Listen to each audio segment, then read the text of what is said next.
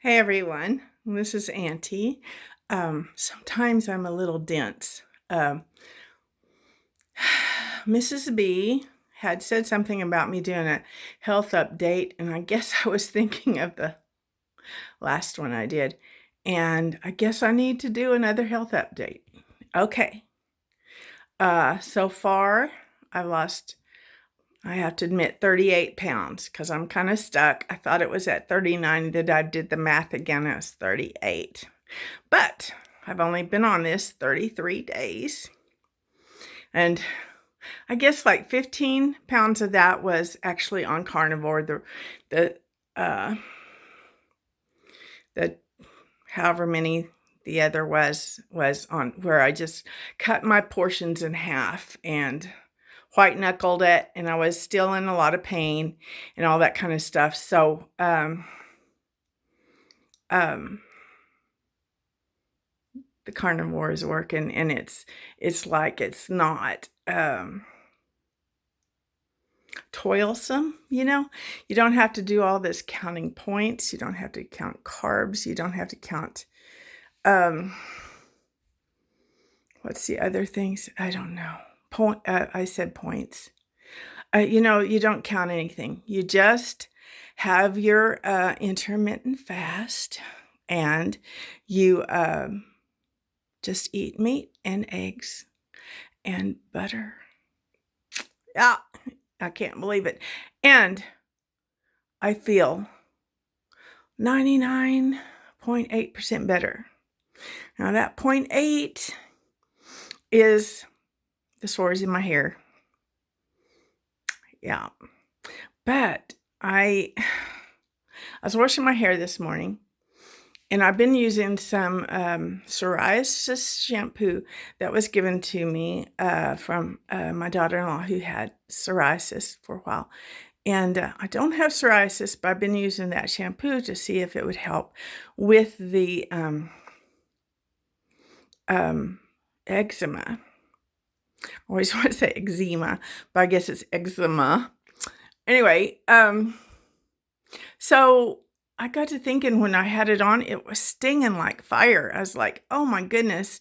And when I put the castor oil on, it soothes. So I'm like, maybe I shouldn't put something on that stings right off.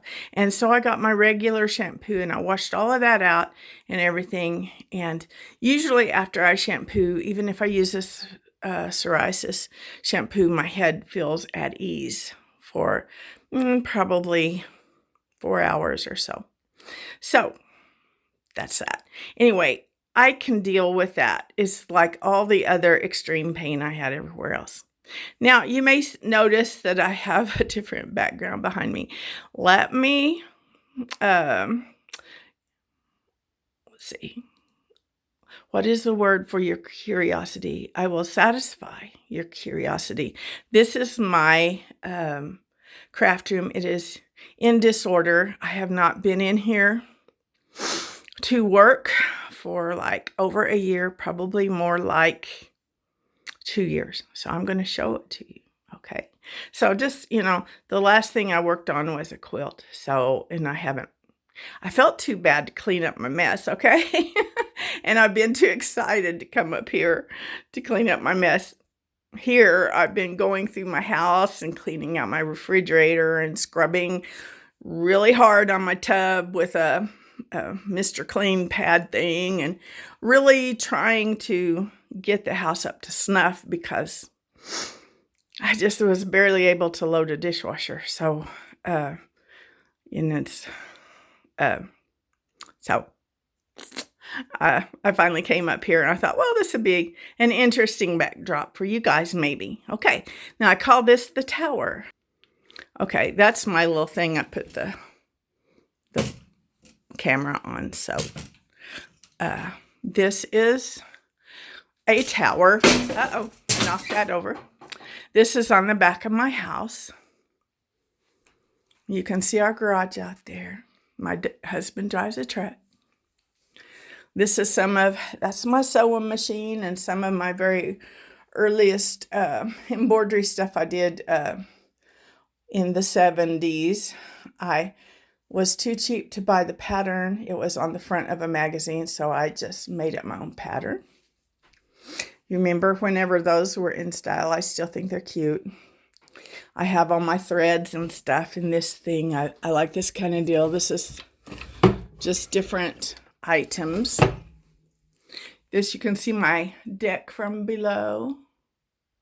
That's our little hill and pasture. That's our little garden. It is so dry, y'all. It is so dry. We need rain like crazy. It's just, and it will stay like that till we get some rain.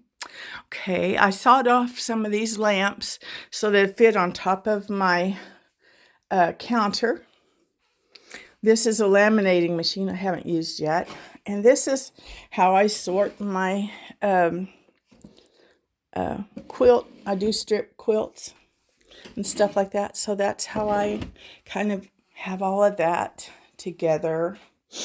I have my yarn in these little shelf things. This is a tube from a lumber yard that my husband sliced for me, and I painted them. And remember how we made hats with these? I had my grandchildren all make hats. I don't think any of them wear them. And I love this clock. It goes with this room.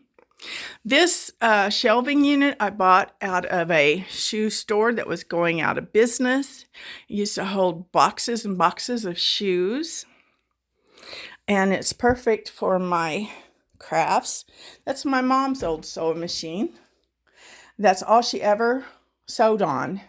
All through my whole high school years, it only had one speed, super fast. And that's how I learned to sew. So when I went to home ec, I would top out their sewing machines and they'd say, "What are you doing? You're tearing up our sewing machines." And so this is memorabilia from my childhood. This is a little vase thing I got when I had my tonsils taken out when I was a little kid. That's one of my favorite purses. My nephew was ornery and put a frog in there. And when I opened it, the frog jumped out at me, and I've had a thing about frogs ever since. Picnic basket. I have all my embroidery stuff in there. Extra zippers, lace. I used to make a lot of lace baskets. Okay, that's my knitting needles. And, I want to show you my crown. Now, my brother only lived in the house at the same time as I did for 3 years, because when he was 19, he got married, and I was 3. So, well, he was probably 18 when he got married, and I was 3 or 4. Anyway, and I love to watch Queen for a Day. So, I always was wanting a crown. Oh, I need a crown. I'd tell my mom I needed a crown. And my brother, who was a teenager, he worked hard for the nickels and dimes he made in his little after-school job. He went to the drugstore and bought this crown for me. So this is my prized possession from my childhood. I would go through fire to say that thing. That's for sure. Anyway, this is our Project Christmas Child boxes that we didn't get around to filling last year, and we're going to do it this year. Okay. These beautiful counters that are dusty are handmade by my husband, and to exactly fit in here. And this tall counter fits me exactly to my waist, where I don't have to bend at all. And he calls it the pulpit. And then I don't really like these shelves very well. They're very flimsy. But I have all my extra things that I'm not really quite sure what I'm going to do with. You know, they are scrapbooking things, and there's just all manner of things. They're my file cabinet. I like stuff that is colorful, as you can tell. And I did fix this up for my grandgirls to come in here and play. And one Thanksgiving, they played their heads off. But, okay, You have to see a quick shot of my bedroom. Yes, we sleep in the attic, and yes, that's a water bed. It soothes my achy bones, that warmth, heat. I stenciled all that before I got to where I couldn't do anything. That's my childhood dresser. And anyway, that's where I got the design for the thing. So this is kind of my life up here, upstairs. We like to go upstairs. That's some grandkids. We like to go upstairs because we both always wanted an upstairs house. And so that is why we always go up here. And I honestly, that waterbed has saved my achy joints for so long. And I love it. Anyway, there's a kiln down there. I used to do a lot of ceramics. I did a lot of china painting.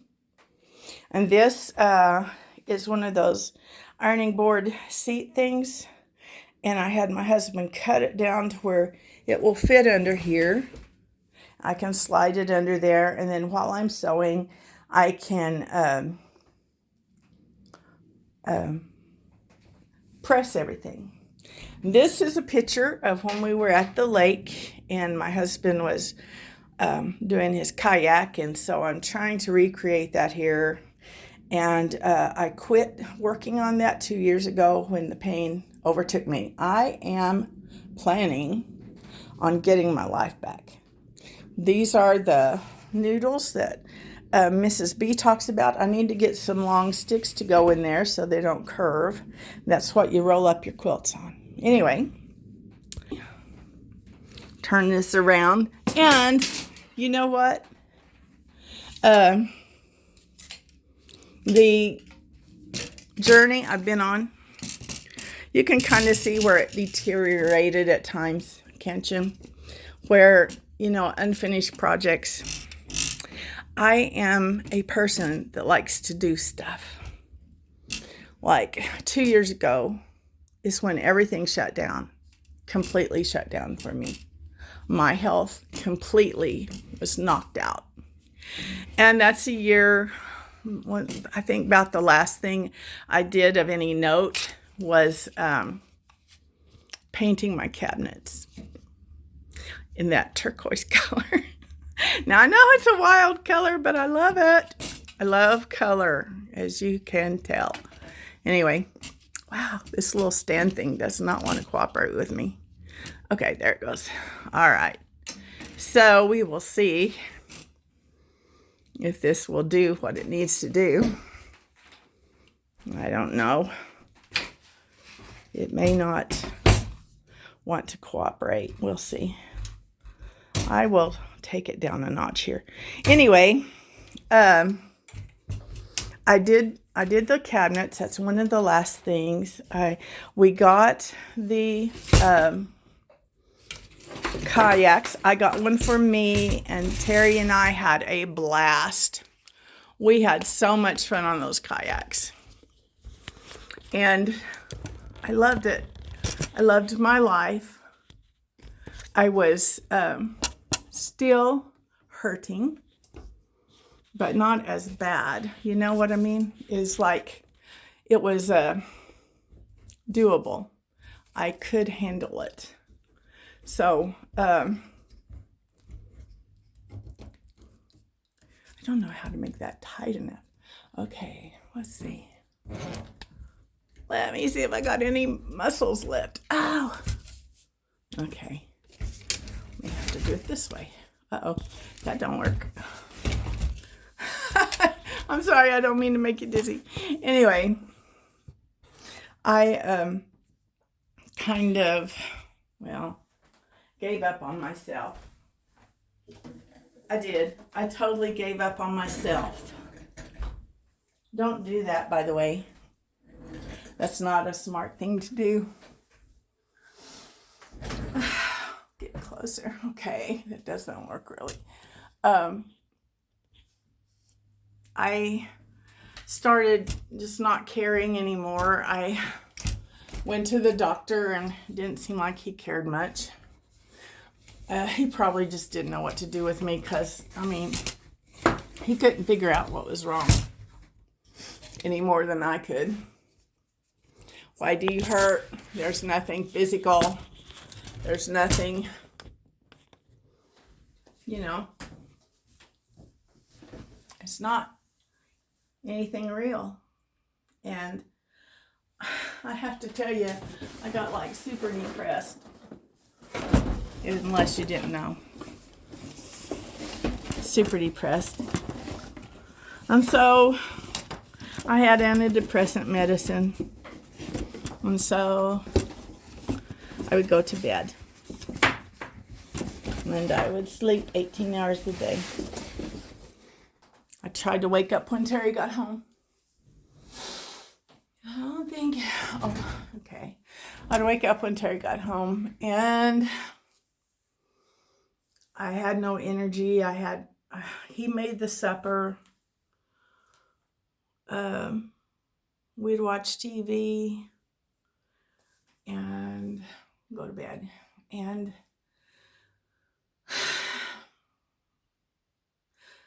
when I go to bed, sometimes I'd have him hold me tight because the pain was hurting so bad. And I would tremble and cry myself to sleep.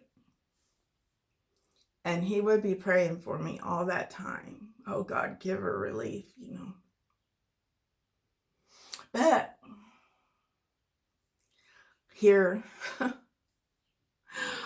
51 days ago, Mrs. B posted on our channel. I mean, I could get through a session with Mrs. B. We could be laughing and I could, you know, white knuckle it through and try to be happy and alert and everything. And then I'd just barely make the hour drive home. Or after she would leave, if she was at my house, I would go directly to bed and not wake up for a couple of days. Anyway, so, you know, a lot of people didn't notice that anything was wrong with me. Even family members didn't notice that there's...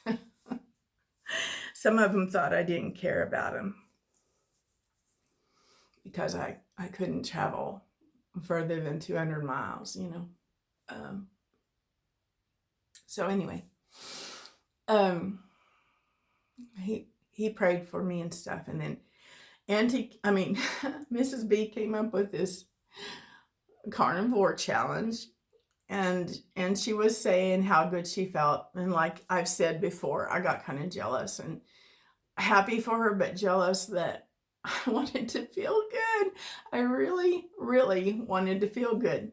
And so I don't know why I was so stubborn. It took me like 15 days or 16, something like that, to actually say, okay, I've had enough. I'm going to try this. And it wasn't hard. I'm like, this isn't hard. I don't have to write stuff down. I don't have to have a schedule. I don't have to count anything. All I have to do is fast, eat one meal, and fast again till the next day. I have to drink some water, which I was doing anyway. And so I'm 32 days in. No pain. Not one pain. I had, you know, I was praying and stuff about different things that was wrong with me. Okay. When I was having these terrible sessions and my legs were cramping like they would get into like balls and go to cramping and stuff. And I thought, I'm going to look up what aspartame does. Because I was drinking a lot of this little drink mix called Mio. I thought it was probably safer than Coca-Cola, Diet Coca-Cola or Pepsi or Diet Sprite or whatever. And there was some deal about it could cause leg spasms or muscle spasms. And I thought, wow, aspartame can do that. So I cut that off cold turkey and most of that pain went away. But there was still stuff happening in my backbone and there was still numbness in my hands. There was stuff happening in my head and my legs and my skin My legs were all red. I had this rash up my hand.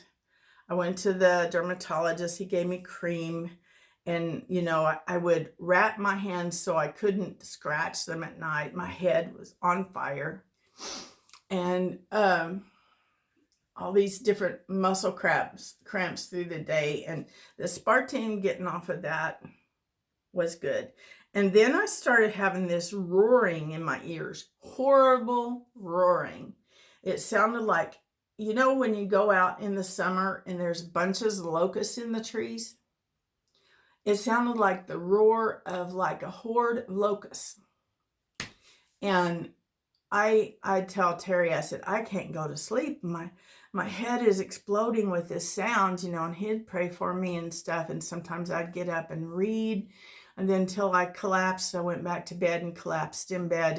And then I'd wake up with this roaring still in my head. Well, I was taking handfuls of extra strength aspirin. And I felt like the Lord told me, look up aspirin. And so I looked up aspirin. It said it can cause ringing in the ears if you take too much. I'm like, whoa, whoa. So I quit taking that, and the ringing in the ears stopped quite a bit. It still, was a little bit there, but it was not like the locust trees, okay? The locusts in the trees. So I was grateful for that. I was grateful for any win of any kind, of any measure that I could get. Well, so I finally break down and try the carnivore and the fasting. And 2 weeks in, I'm feeling pretty good. I'm not 100%, but I'm feeling pretty good. A lot of the pain's gone. And Terry goes, well, let's go to the Ark Encounter in Kentucky for our anniversary. We had 4 days of vacation that we had to use or lose. Yeah, use it or lose it. And so I thought, well, I think I'm feeling good enough that I could probably do that.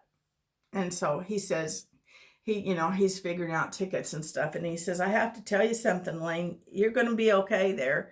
Because even if your legs give out and stuff, they have those little scooters that we're going to rent. We're going to rent it whether you feel good enough to walk or not, because I'm not going to drag you around there when you get tired.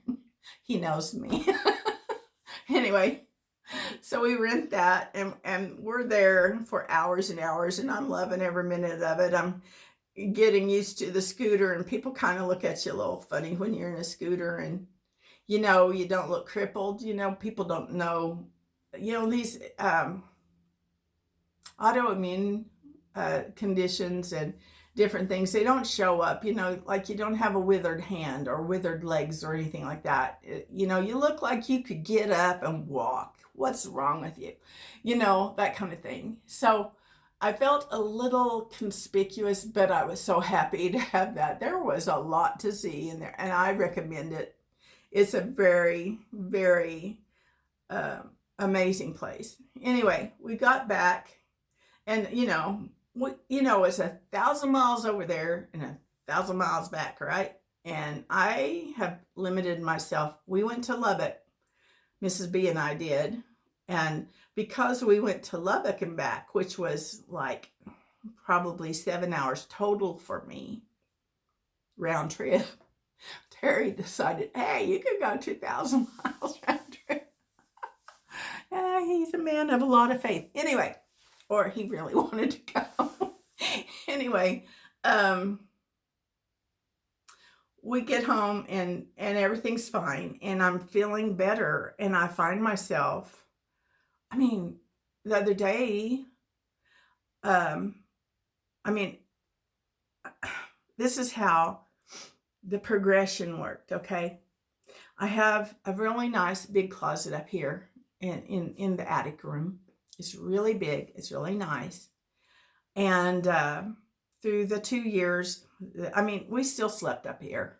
I would drag myself up the stairs to sleep in that bed. So But as I would wash my clothes, I would hang them up in the downstairs bedroom. And the closet was, a small closet. So it was getting like pretty stuffed in there. And I'd never put anything up here in this closet. So last week or a few days ago, I guess it was, I decide I'm going to move all those clothes. I'd had, how you have things in your mind when you're going to sleep. I'd think, okay, I need to either clean out the upstairs closet or clean out the bottom closet. I need to do something. I need to figure out what stuff fits and stuff. Stuff fits me now that didn't. These jeans I have not had on for 3 years, 2 or 3 years. Terry was so impressed because he's used to see me in jogging pants or tights or something. And he's like, you have real jeans on. Anyway, it was fun. Anyway, so I decide, back to the story, I'm going to sort all the clothes in the downstairs bedroom. And I sort the blouses and the slacks and a few dresses and jackets and things like that. Okay. And then I think, oh, I need to sort them by color. You know how I think I'm what you call a sanguine personality. There's choleric and sanguine and all this, a melancholy. But I'm sanguine. My mind flits back and forth. And that's why, Mrs. B has a hard time containing my train of thought when we get together. Anyway, so I color coded everything. And so I thought, okay, I'll carry all the pink stuff up here. I ended up making like 9, maybe 10 trips up the stairs and down, and loaded my closet, stuffed it. And then I went downstairs, and the hallway where we have our coats and everything, all the coats were all on this strip of hooks, and they were all jumbled on top of each other. So if you wanted a heavy coat, you had to dig through the jackets, all that kind of rot. So I thought, I have a free closet, so I'll put the really heavy coats in there. And then as summer comes on, we can put more and more of the jackets in that closet. So it's perfect for that. So anyway, I posted on Facebook, hey,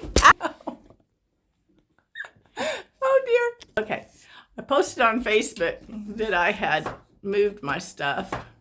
And my brother-in-law goes, you'll be so sorry because you're getting old. You're gonna need those clothes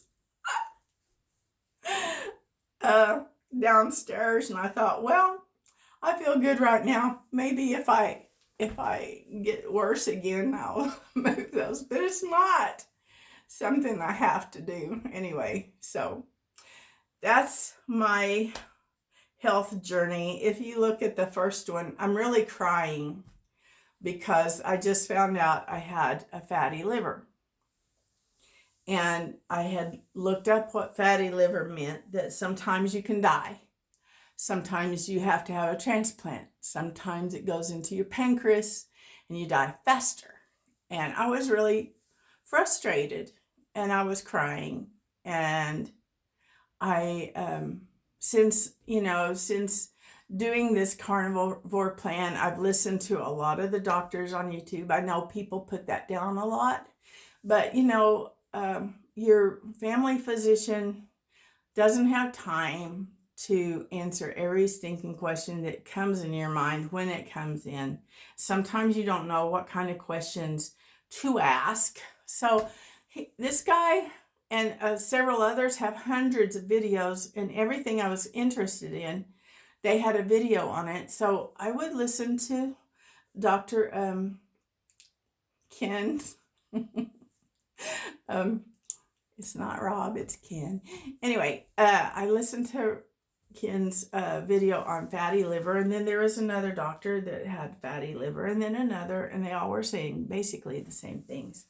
And so I have hope that I can heal my fatty liver. It was very tender. I could feel it. I was aware of it, but so much other stuff was hurting that I did not realize what it was. So, and I'm getting better. I am better. I think my liver is good. I'm supposed to see the specialist in June. I think on my husband's birthday. Anyway, so I did see another couple of videos on vitamin D. I was like really super impressed that the doctor had put me on a prescription vitamin D2 at 50,000 units once a week. I thought, wow, that's something. He's really taking care of me. Well, this one doctor said, okay, that's nice that, there's some of you out there with fatty liver. They're giving you once a week 50,000 units. And I'm like, whoa. And he says, you smile at your doctor and say, okay, and you take the vitamin D. But he says, then this is what you do for yourself. You have to do stuff for yourself. You get some D3 and take 5,000 or 10,000 milligrams or units, whatever it is. It's not milligrams. It's just units every day.